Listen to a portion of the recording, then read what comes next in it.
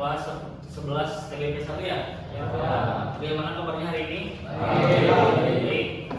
Oke, sebelum dimulai pembelajaran, sebelum kita mulai pembelajaran hari ini kita buka dulu dengan berdoa ya.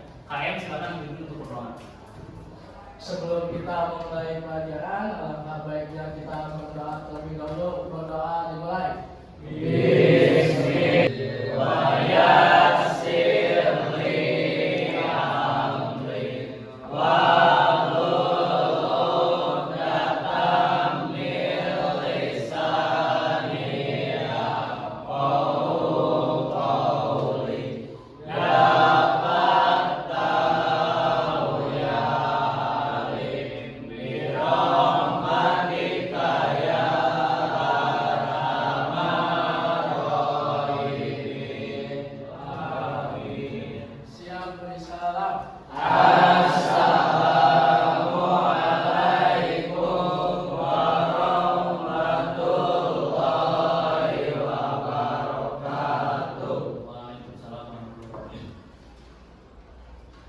Sesuai kesepakatan kelas ya, setelah berdoa kelas ini memiliki satu dua kesepakatan yaitu silakan untuk sholat dulu.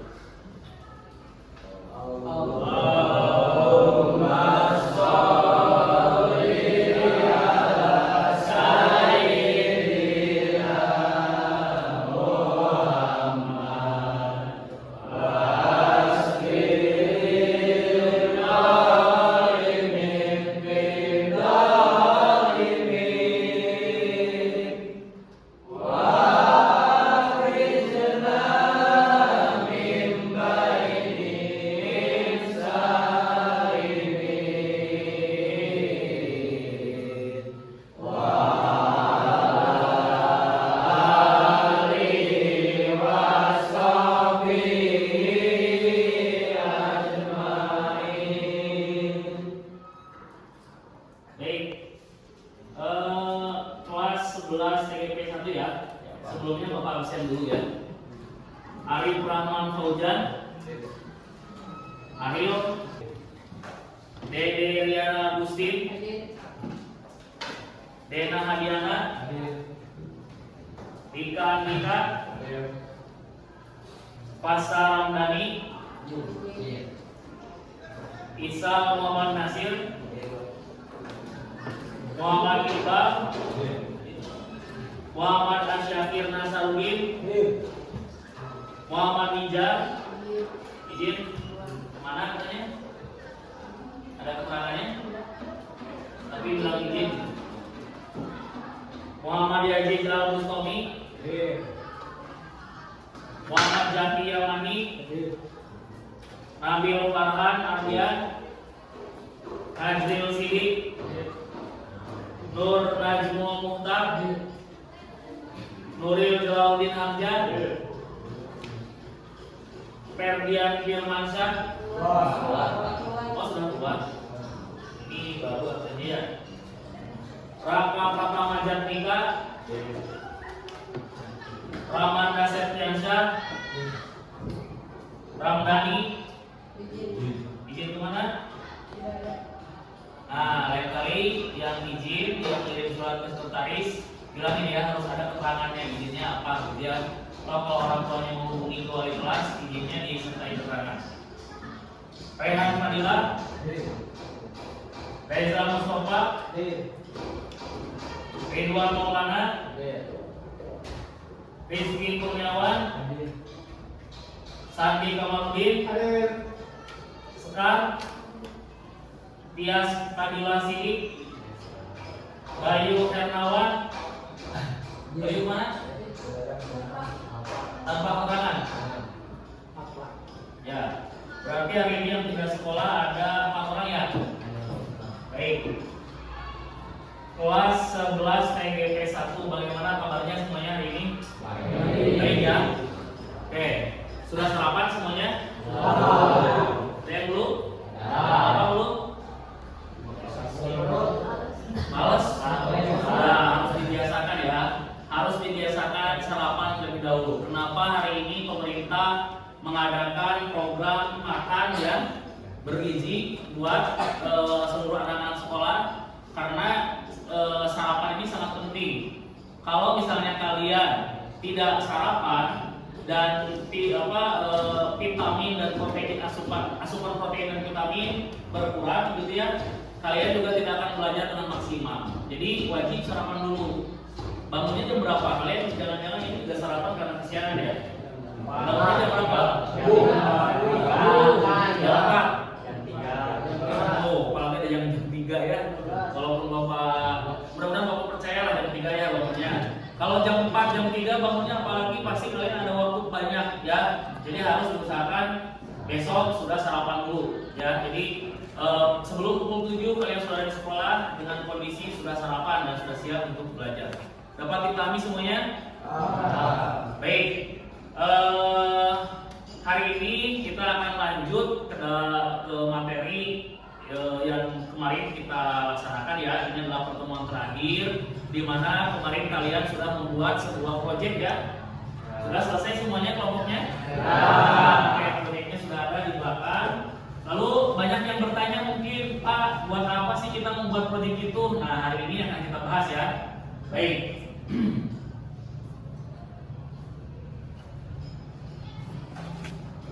Ini kita di sini akan menerapkan materi lingkaran yang sudah 1 minggu kita pelajari untuk menghitung luas wilayah terdampak gempa megatrust melalui proyek pembuatan maket. Proyeknya sudah kalian buat ya. Nah, kemarin ramai sekali ini di media sosial ya, ramai sekali di TV nasional menggemparkan masyarakat Indonesia, yaitu ancaman megatrust atau misalnya gempa-gempa yang lain seperti tsunami dan lain-lain itu sering terjadi ya, karena memang kondisi wilayah kita Indonesia ini berada di wilayah yang benar-benar rawan gempa gitu ya. Nah,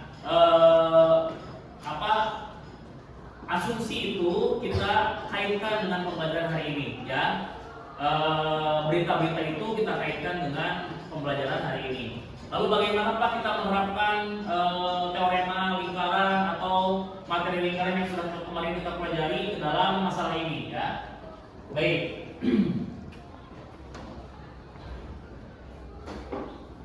Nah, ini adalah tujuan pembelajaran kita ya hari ini ya. Tujuan pembelajarannya adalah peserta didik dapat menyelesaikan masalah lingkaran termasuk menentukan lokasi posisi pada permukaan bumi dan jarak antara tempat di bumi. Jadi kalian nanti akan menentukan posisi dan letak itu menggunakan maket yang sudah dibuat kemarin ya. Itu tujuan pembelajarannya. Nah, ini adalah pertanyaan pemantiknya ya. Apa yang dimaksud dengan gempa megatrust? Ada yang masih ingat? Sebelum kita mulai nih ya pembelajaran hari ini, Bapak mau tanya dulu nih. Yang tadi Bapak jelaskan itu ya, gempa megatrust. Menurut kalian, kalian kelas 11 TGP pasti sudah banyak berliterasi tentang gempa megatrust. Apa sih yang dimaksud dengan megatrust? Sekarang dulu, boleh sekarang apa? Gempa yang terjadi di dasar laut. Gempa yang terjadi di dasar lautan, betul? Ada yang menambahkan mungkin? Ya, Sandi? Gempa yang terjadi karena pergerakan lempeng. Gempa yang terjadi karena pergerakan lempeng. Karena Indonesia berada di beberapa lempeng ya. Ada yang masih ingat Indonesia ini terletak di lempeng apa saja sih? Lempeng Aurora, lempeng di bawah Madura, sama lempeng Pasifik. Ya. Karena memang Indonesia berada di antara 3 lempeng tersebut, maka Indonesia ini memang rawan sekali dengan terjadinya gempa, terutama gempa megatrust yang kemarin sempat diisukan ya. Nah, lalu di sini bagaimana nanti dampaknya terhadap daerah kita? Apakah kita yang tinggal di Kabupaten Tasikmalaya akan terdampak? Nah, kita cari tahu ya. Kita lihat dalam soal cerita berikut ya.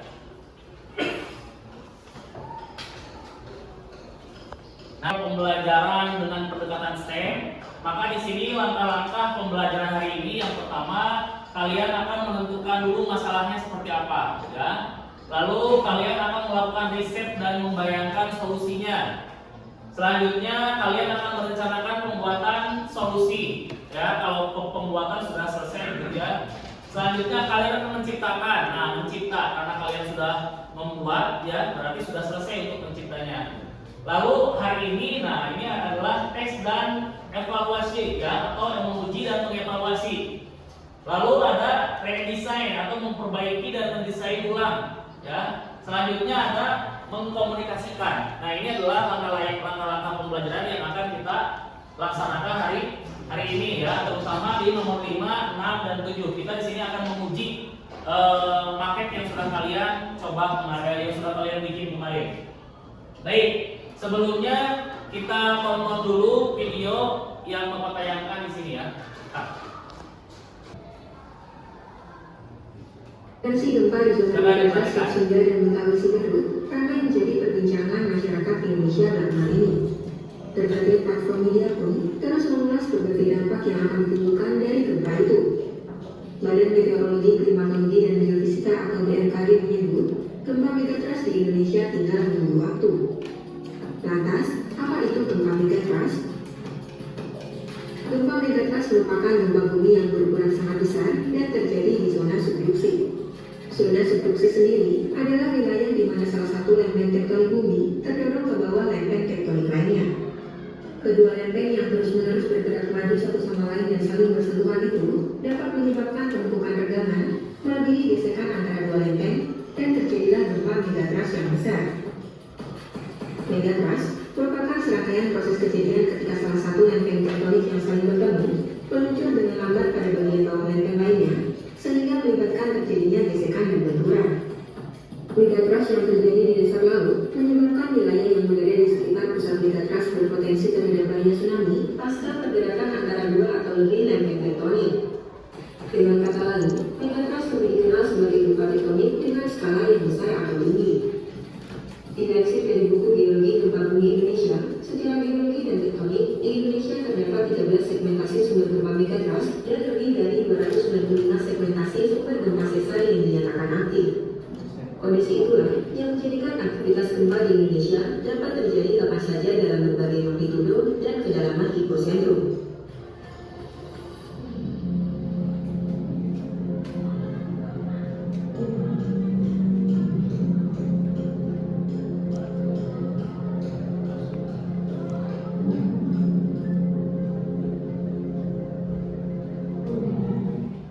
Baik, video ini Bapak ambil dari Kompas ya, dari Kompas. Selanjutnya pembelajaran kita hari ini kita mulai dari permasalahan ini.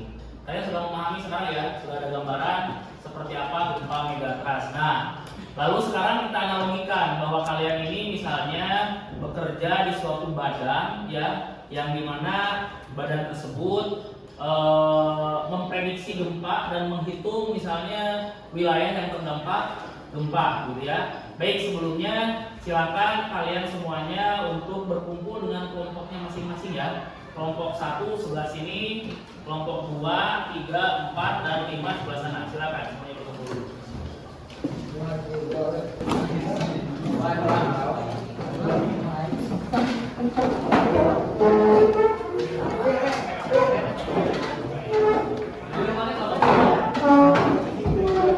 Semuanya diperhatikan dulu. Sudah semuanya berkelompok dengan kelompoknya berkumpul sudah? Baik. Lihat di sini ya. Nah, ini diasumsikan titik X ini adalah titik gempa. Perhatikan dulu. Titik X di sini adalah titik gempanya. Nah, ketika kalian melihat biasanya daerah yang terdampak gempa itu bentuknya lingkaran, resep. Ya, kalau kalian melihat titiknya kayak gitu ya. Nah, asumsinya begitu aja. Asumsinya daerah yang terdampak gempa itu, yang terdampak gempa adalah daerah yang lingkaran tersebut. Nah, kalau dihubungkan dengan pembelajaran kemarin, coba di sini ada yang tahu nggak? Bagaimana cara menghitung luas yang terdampak atau yang ada dalam lingkaran tersebut? Apakah kalian akan mencari luas duri, atau luas tembereng, atau luas busur? Coba. Luas tembereng. Luas apa? Tembereng. Kenapa luas tembereng? Kenapa? Ada yang bisa menjawab, membantu? Kenapa luas tembereng? Kelompok ini? Sandi? Karena titik gempa berdekatan dengan pulau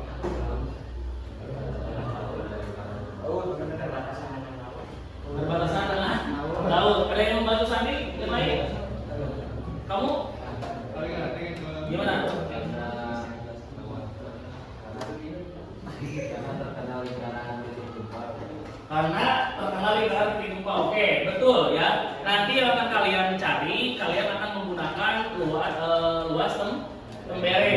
Karena di sini daerah pulau yang terdampak itu tidak nyampe ke titik pusat lingkaran ya, betul nggak? Tapi kalau nyampe ke titik pusat lingkaran, kalian mungkin bisa mencarinya dengan juring, luas juring. Tapi karena luas daratannya itu tidak menyentuh titik pusat lingkaran, maka nanti kalian akan mencarinya dengan menggunakan rumus luas Tembere. Baik, ya. Ini adalah permasalahannya. Lalu kita lihat di sini. Nah, ini permasalahannya ya. Ini soalnya, coba semuanya perhatikan.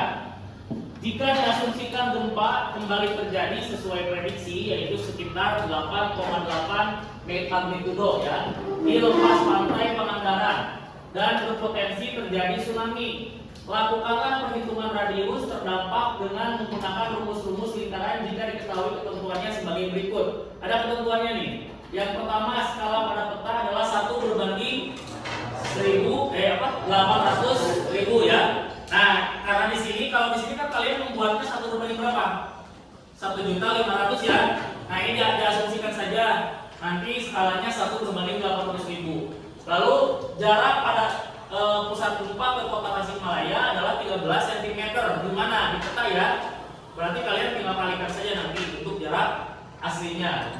Selanjutnya, jika ditentukan oleh BMKG bahwa wilayah yang terdampak parah berada pada radius 100 km, sedang 150 km, dan ringan 200 km, pertanyaannya, berapa jarak dari pusat gempa ke kota Tasikmalaya? Jarak sebenarnya berarti ya, bukan jarak pada peta. Lalu apakah kota Tasikmalaya terdampak parah? Nah, itu juga ada. Di market kalian ada Tasikmalaya kotanya ada? Ada ya. Nah, selanjutnya klasifikasikanlah kota atau kabupaten sesuai dampak yang mungkin ditimbulkan. Jadi Bapak nanti akan membuat satu buah titik tepat di pantai Pangandaran ya. Dari sana kalian hitung gempanya, radiusnya, lalu jaraknya. Dapat dipahami semuanya? Siap ya? Dapat dipahami? Baik, kita silakan. Sebelum dimulai, Bapak bagikan dulu LKPD-nya.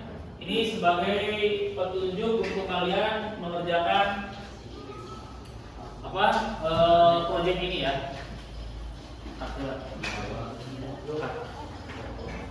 Siap, yuk. Ini kan titik gempanya ya. Silakan dihitung dulu yang radius 100 km. 100 km ya. Nah, silakan dilingkarin.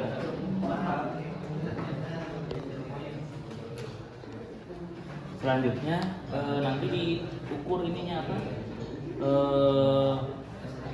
Sudut yang terbentuk ya. Ada busurnya kan? Ya, silakan nanti dihitung. Dua. Yuk. Silakan dilihat berapa derajat yang terbentuk. 9? Pas 90? Silakan ditulis berarti 90 derajat. 90 derajat. Berarti yang lain mencatat di sini ya untuk laporan. Silakan tinggal dihitung. Pak, Ya. sebenarnya Gimana?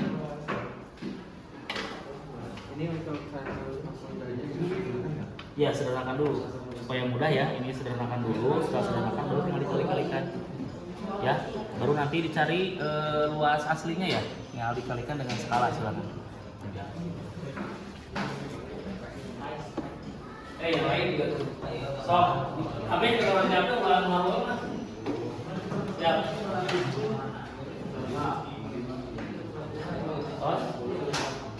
Nah, ini saya tuh diukur aja dari titik pusat gempa. Ini pusat gempanya di mana? Ini ya. Enggak, kan semuanya di sini. Oh, ini. Ini yang sudah diukur. Sudutnya berapa? Berapa? 130 derajat. Silakan tinggal nanti disederhanakan aja dulu 130 derajat atau 360 derajat ya. Menggunakan luas tembereng ya. Ya. Mana yang pasang? 110 dibagi skalanya 2 juta ya. Berarti jarak dalam kotanya berapa? 5 cm. Lalu oh ini yang terdampak parah ya, yang terdampak parah. Lalu dampak sedang jadi berapa? Dibagi 2 juta ya. Karena ini mah 1 berbagi 2 juta ya skalanya ya. Ya lalu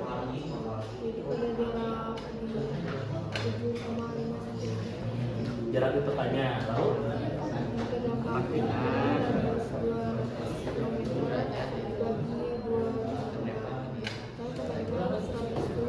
10 cm untuk yang jaraknya ringan. Nanti kalian lihat kalau ke Tasikmalaya masuknya ringan atau sedang atau parah begitu ya.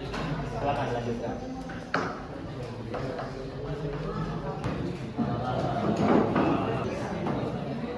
Bagaimana? Ada yang sudah selesai? Sudah? Kelompok 1 sudah? Kelompok 2? Kelompok 3? Baik, sekarang Bapak minta satu kelompok saja dulu yang presentasi ke depan. Mau kelompok berapa? 2. Kelompok berapa? 3 siap? Kelompok 3 siap? Silakan, boleh kelompok 3. Sebelumnya tepuk tangan dulu.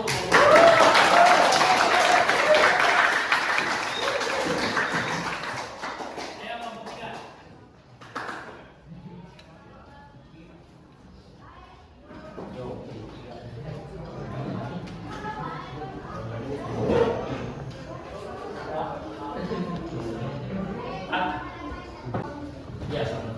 Baik, semuanya diperhatikan dulu. Ini akan ada presentasi dari kelompok 3 ya. Silakan. Assalamualaikum warahmatullahi wabarakatuh.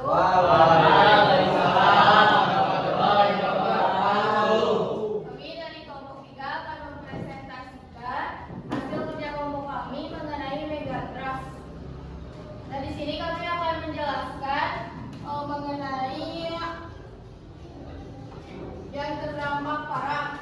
Yang pertama itu terdampak parah pada radius 100 km.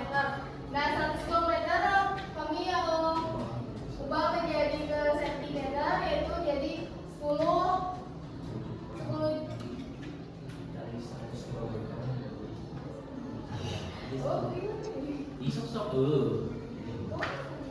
Silakan. 2, 3. 100 km diubah ke sentimeter, yaitu 10 juta sentimeter dibagi ke 22 juta. Nah, 2 juta. Yang 2 juta itu dari mana?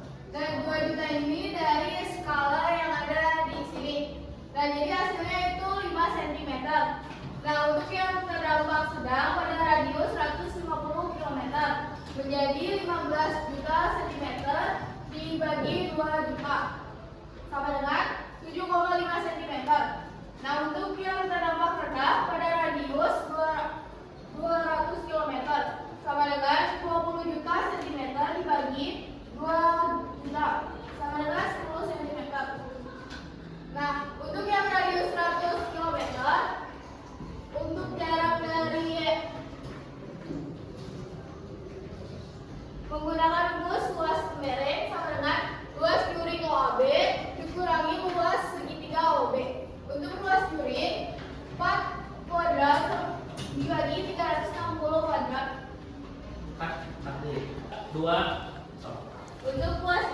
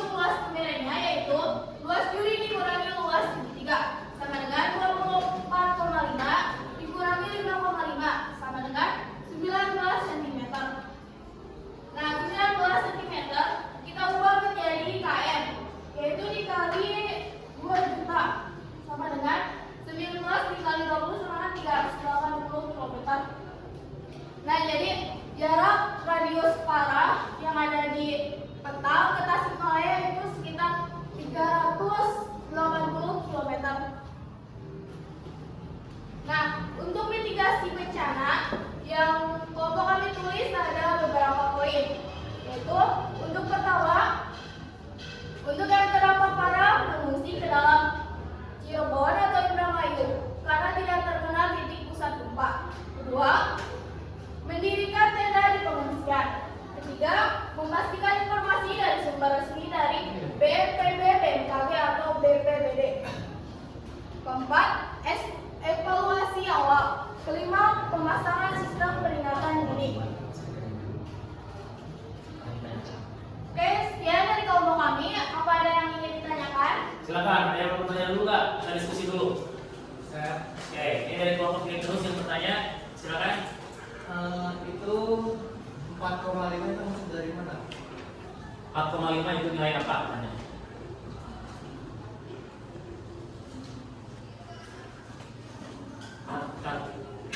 Tanyakan. Baik, sekian presentasi dari kelompok kami. Apa ada yang ditanyakan? Saya Silakan. itu 4,5 itu hasil dari mana ya? Jadi nilai 4,5 itu hasil dari jari-jari lingkaran yang terdampak parah. Dalam lingkaran yang terdampak parah berarti jari-jari dalam petanya 4,5 cm begitu ya. Ada pertanyaan lain? Ada. Kalau misalnya Tasikmalaya termasuk kategori apa? Parah, sedang atau rendah? Nah baik, untuk kota Tasikmalaya itu terdampak pada kategori rendah karena kota Tasikmalaya jauh dari pusat titik gempa. Ya, kalau yang kelompok ini sengaja ya tadi karena biar beda-beda ya, jadi titik gempanya Bapak ubah di antara Banten ya, Sukabumi, Banten dan Sukabumi. Jadi titik gempanya di sana sehingga Tasikmalaya termasuknya daerah yang terdampak ringan gitu ya. Ringan ya, ringan rendah ya. Ada lagi yang tanyakan? Cukup? Sekian presentasi dari kami. Wassalamualaikum warahmatullahi wabarakatuh.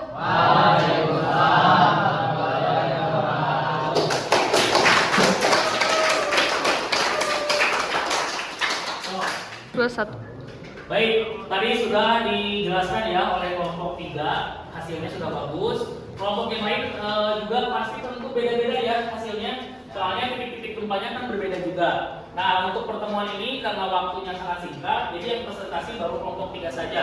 Tetapi apakah semua sudah memahami permasalahannya? Sudah ya. Dan kalian sudah bisa menerapkan konsep lingkaran ke dalam permasalahan yang disajikan hari ini. Nah, sebelum Bapak tutup, nanti ada asesmen dulu ya. Nanti ada soal yang harus kalian isi. Bapak sudah pakai Google Form ya. Nanti Bapak kirim ke Classroom ya. Selanjutnya sebelum tutup ada yang mau menyampaikan refleksi pembelajaran hari ini? Saya Pak. Oh iya, silakan. Kenalkan, saya Muhammad Asakir dari kelompok 2. Menurut saya refleksi untuk pembelajaran hari ini, saya cepat memahami untuk pembelajaran hari ini karena menggunakan maket seperti pembelajaran sebelumnya. Ya. Karena menggunakan maket dia lebih memahami gitu ya. Bagus, tepuk tangan untuk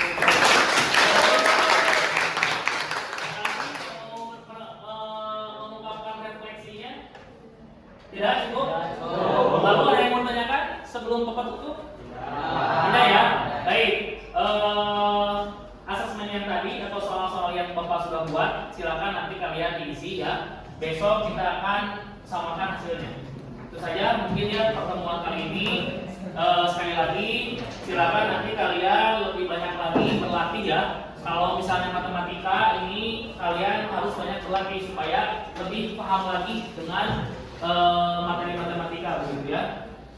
Itu saja mungkin pertemuan kali ini. Kurang lebihnya mohon maaf. Assalamualaikum warahmatullahi wabarakatuh. Waalaikumsalam.